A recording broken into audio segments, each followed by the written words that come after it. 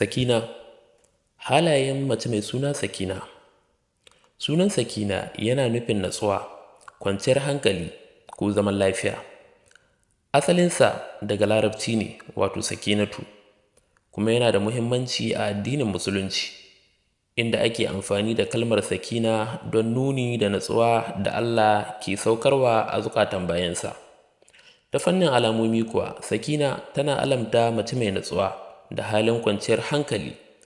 Yana nuni da mace mai tausayi, haƙuri da sanin ya kamata. Ana danganta wannan suna da zaman lafiya, da lumana da kuma hikima. Ta fannin rayuwa kuwa, mutane masu suna Sakina sukan kasance masu natsuwa da hankali a cikin dukkan al'amuransu. Sukan zama masu sauƙin kai, amma kuma suna da ƙarfin hali idan ana maganar kare gaskiya. Suna da ɗabi'a mai kyau da iya bada shawarwari masu amfani.